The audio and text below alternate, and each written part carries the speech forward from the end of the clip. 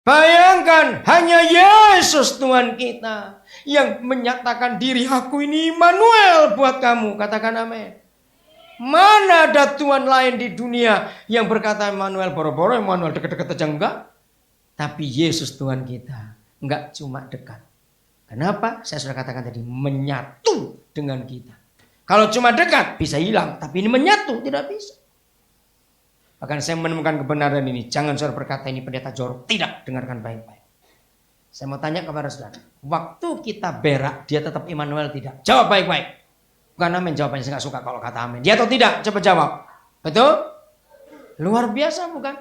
Semua agama di dunia, jangan lagi berak. Lagi sembahyang kentut itu batal, ngulang lagi kok. Betul? Tapi Kristen tidak. Luar biasa itu. Maka itu lagi berak sekalipun, kau lah dengan Yesus. Tahu kau? Tahu. Omong-omong. Waktu berak sekalipun, gunakan untuk hubungan intim dengan dia. Di Alkitab tidak ada satu ayat pun yang mengatakan doa harus tutup mata. Tidak ada. Karena intimasi dengan Tuhan bisa di sembarang tempat di mana saja. Jadi waktu kita lagi duduk di situ, saudara, sekian menit tergantung orangnya. Gunakan waktu untuk bersekutu dengan dia. Daripada kamu duduk cuma mikir kapan kawin, kapan kaya, ngapain duduk di situ? Lebih baik engkau berpikir, Tuhan engkau luar biasa. Engkau indah, engkau menyenangkan buat aku. Amin.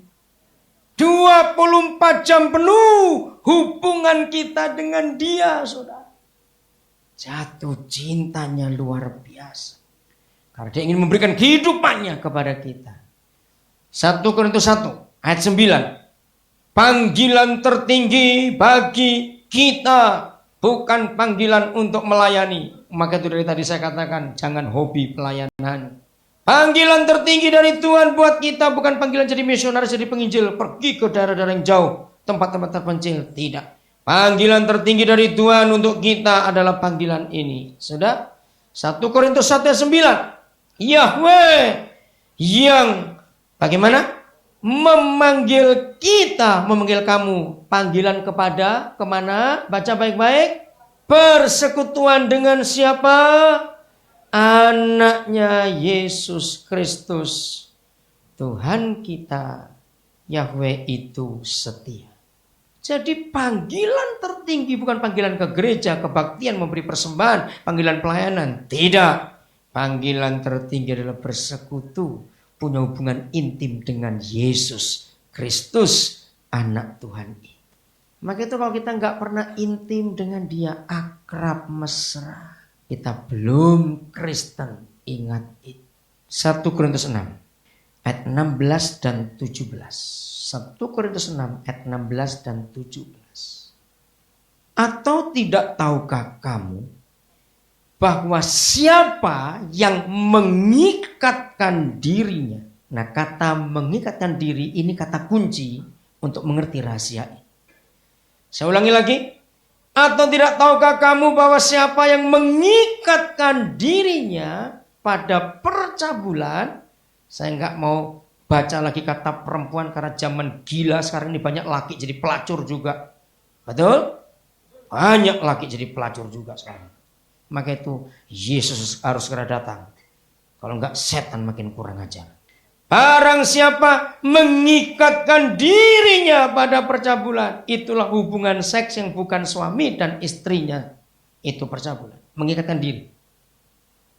Menjadi satu tubuh dengan dia.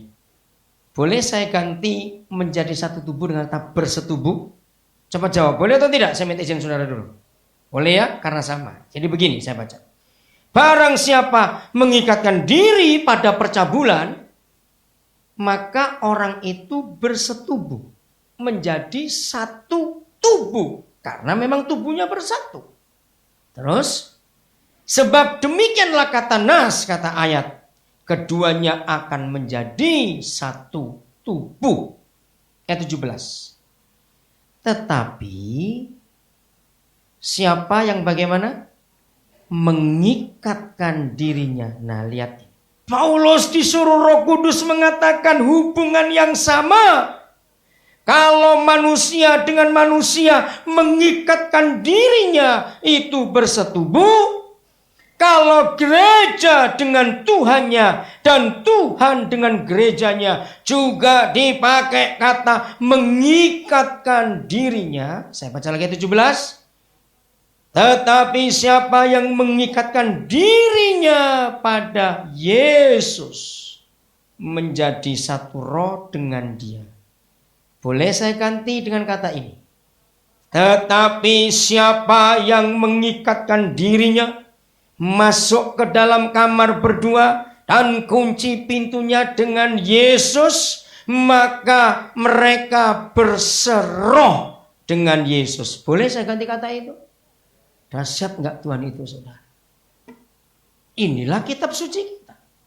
Bahwa hubungan kita dengan Yesus enggak hubungan agamawi, tapi hubungan suami istri. Katakan amin.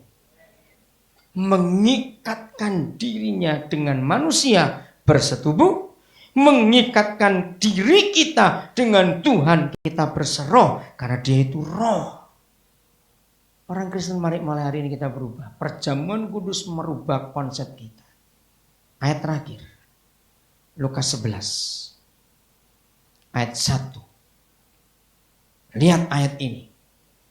Kristen bukan agama, ini jelas sekali. Lukas 11 ayat 1. Saya percaya saudara yang belum pernah mendengar khotbah ini Lukas 11 akan kaget, bahkan terkaget-kaget. Saya juga begitu pertama kali diwahyukan. Saya sampai heran. Inilah hasil hubungan intim dengan Tuhan. Dia bukakan rahasia-rahasianya. Ketika suami istri tidur bersama, dua orang itu hanya cerita hal pribadi, hal rahasia yang orang lain tidak pernah tahu. Begitu pula ketika kita hubungan intim dengan Yesus, rahasia yang Dia beritahukan kepada kita. Pada kapan? Ayo baca semuanya. Pada kapan? Suatu kali. Siapa? Yesus sedang apa? Berdoa di mana? Salah satu tempat. Mari saya uraikan. Agama apa saja tidak mungkin doanya pada suatu kali. Kalau pada suatu kali itu sinonimnya apa? Kata lainnya apa? Kapan-kapan, seenaknya, sewaktu-waktu. Agama tidak boleh doanya sewaktu-waktu. Bahkan ada agama-agama itu detiknya pun tidak boleh lewat. Tidak boleh kurang. Tunggu matahari, tunggu bulan. Dalam repotnya. Betul? Pernah tahu agama-agama itu ada banyak bukan? Yesus doanya pada suatu kali, seenaknya saja.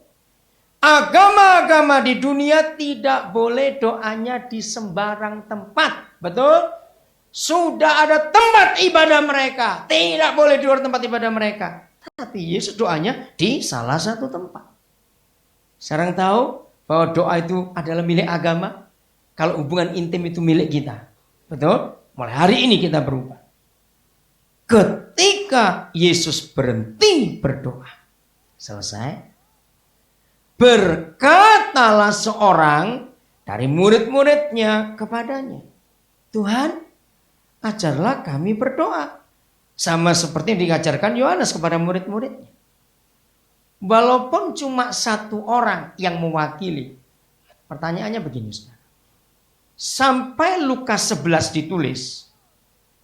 Dari awal dia memulai memuridkan mereka, memanggil mereka jadi murid. Itu sudah ada waktu yang berjalan enggak? Coba jawab, sudah atau tidak?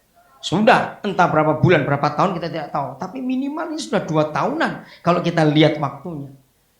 Sekarang pertanyaan berikut.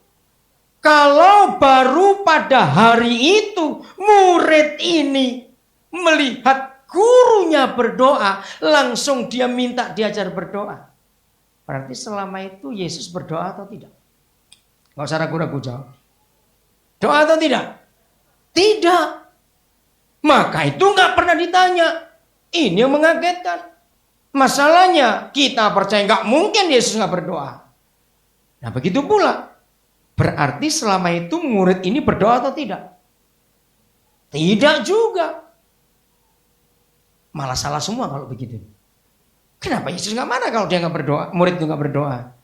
Ternyata doa Yesus bukan doa agamawi, tapi doa hubungan intim dengan Bapa di surga.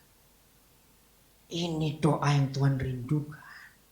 Maka itu sampai hari ini saudara, berapa cara yang kita pernah temukan untuk berdoa kepada Tuhan Yesus dalam hidup ini. Dia rindu kita punya hubungan intim itu. Dia memberikan nyawanya, rohnya, kehidupannya, spermanya, kalau saya pakai kata itu, dalam gerejanya, supaya gerejanya melahirkan keturunan-keturunan orang benar pada akhir zaman. Inilah yang Tuhan rindukan atas kita. Supaya hubungan kita dengan Yesus makin intim, makin intim, makin intim.